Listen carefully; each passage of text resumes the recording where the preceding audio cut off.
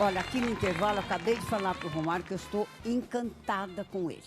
Pelo trabalho que ele está fazendo, ele está sendo um exemplo de político que nós estávamos precisando. Porque está muita sacanagem, vamos falar a palavra certa, é muita sacanagem. Como é que você vê isso lá em Brasília, hein? Como é que você convive com isso? Na verdade, no dia a dia, a gente não consegue ver realmente Claro. as coisas que Mas fica acontecem. sabendo, Mas né? o que é triste é que você hoje está sentado do lado de uma pessoa e no dia seguinte você vê aquela pessoa em jornais, em manchetes, metidas em coisas que realmente são bastante negativas para um político, como muitos na história da política se metem aí, infelizmente. Isso realmente é lamentável, até porque tem alguns que você até pega um pouco de amizade, intimidade, e quanto menos você espera, esse alguém está envolvido em alguma coisa que não é legal. É meio Isso deve ser muito triste, né? é meio chato. É. Romário, na sua opinião, quem fala mais bobagem? O jornalista político ou o jornalista esportivo? Os dois. Por quê? O jornalista, em geral, ele, na minha opinião, a tendência dele é falar bobagem. Olha, você está diante de duas jornalistas. Eu sei hein? disso, mas com todo respeito. É claro que tem o político bom e ruim, tem o médico bom e ruim, tem o apresentador de programa bom e ruim, tem o jornalista também bom e ruim. Então, o ruim, realmente é ruim. Então, eu posso te falar por experiência própria, porque eu passei durante muitos anos, muitos jornalistas afirmando coisas que eu também posso afirmar que eles falaram em relação a mim que não são verdadeiras.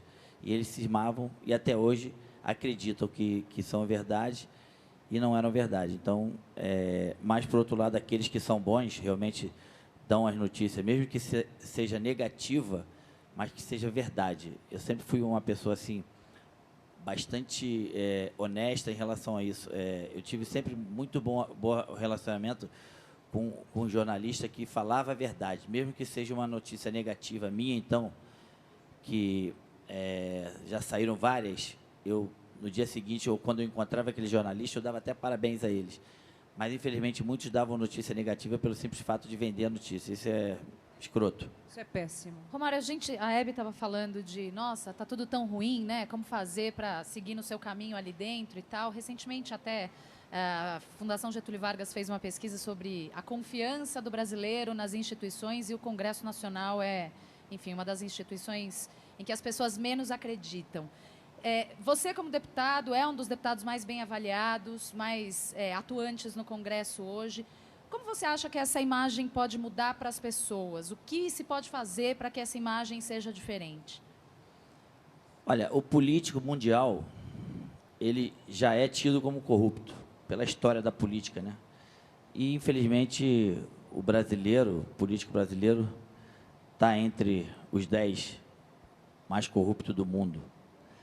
Mas eu acredito que, talvez não a curto e médio prazo, mas vou dizer a longo prazo, as coisas realmente possam ter uma melhora, não estou dizer solução, que corrupção eu acredito que, como está em todas as áreas, nunca vai deixar de existir. Mas na política, pelo menos ultimamente, pelo que a gente tem acompanhado aí, as ações de órgãos como o TCU, Polícia Federal, Ministério Público e outros órgãos, realmente as ações desses órgãos têm sido realmente bastante bem-sucedida. E muitos daqueles políticos que antes tinham certeza que passariam impune, hoje a gente está vendo que alguma coisa já está começando a acontecer. Como é Então, que ficou a sua cabeça quando você deu adeus lá no campo de futebol? Como é que fica, assim, você olhando aquele povo gritando seu nome, te aplaudindo, e você dizer, puxa, chegou a hora do adeus? É um momento difícil. Deixar de fazer aquilo que você ama. Que você ama por muitos anos. Sentir que aquela ali é a última vez, realmente é complicado na cabeça de todo mundo, na minha é diferente. Mas, por outro lado, meio que nos últimos 5 anos da minha profissão, eu meio que fui me preparando para isso. Talvez a minha dor tenha sido menor do que a de alguns outros. Você, por mim, pelo menos, depois do Pelé, você é o melhor jogador do mundo. Obrigado. E aí eu queria saber o que você acha que um jogador tem que ter para ser o melhor do mundo. Acho que todo mundo fala bastante sobre o Messi ultimamente. Você fez até um jogo com ele num amistoso ano passado. E queria saber de você. Um jogador para ser melhor do mundo, ele tem que ter muitas valências, né? Ele tem que ser inteligente, ele tem que ser, se for um atacante, ele tem que ser goleador, ele tem que ser taticamente dentro do seu compromisso com o time, ajudar o seu time, cada um da sua forma. Ele tem que ser companheiro dos seus companheiros e ele tem que ser, mais do que nada, tem que ter reflexo, tem que ter posicionamento, tem que ter várias outras coisas que eu poderia te dizer aqui para ele realmente se consagrar melhor do mundo. Infelizmente, se tratando da FIFA, nesses últimos anos, a FIFA, não nesses últimos 5 anos até, porque os que foram eleitos os melhores realmente foram, mas logo depois depois da minha vez, foi em 94, entre 96 a 2000 mais ou menos, a FIFA andou escolhendo os jogadores melhores do mundo aí que eu realmente não concordaria. Eu queria muito que você fizesse uma lista de top 5. Vamos pedir para ele fazer um top 5 dos melhores jogadores do mundo? Da história? Da história. Que eu Isso vi, ia ser bom. que eu vi, Romário, Maradona, Zidane, Maradona? Ronaldo e Laudrup. Cadê o Neymar? Não, Neymar é de agora. Um dia vai chegar lá. Mas quem aqui no Brasil, em atividade hoje, reúne essas características que você citou? Neymar, disparado Neymar, Neymar. Tirando o completamente. Neymar. Ganso. Também gosto muito do Ganso. Tirando o time do Santos. Não, existem, assim, jogadores que podem vir a fazer história no futebol brasileiro. Lucas, de São Paulo, o Damião, que é o atacante do Internacional. São jogadores que a gente pode ter esperança nessa próxima Olimpíada agora, já daqui a 2 meses, e no próximo Mundial. Você tem algum projeto de lei já encaminhado ou pensado, direcionado ao esporte brasileiro, ou que incentive outros esportes além do futebol?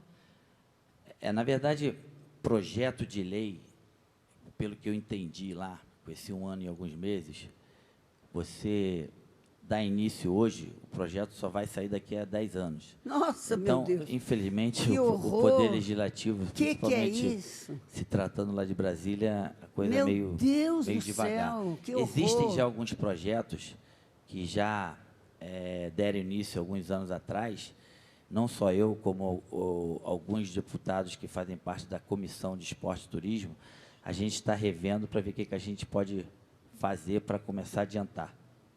Que É maravilha, muito isso tempo, né, Romário? Dá um desespero, É né? complicado. Assim, eu nunca tive, eu imagino assim, quem já foi governador, quem já foi prefeito, tem alguns, inclusive, que já foram até presidente da República, trabalhou no Executivo e agora está no Legislativo, não tem poder da caneta, é complicado. É complicado, é é difícil. complicado.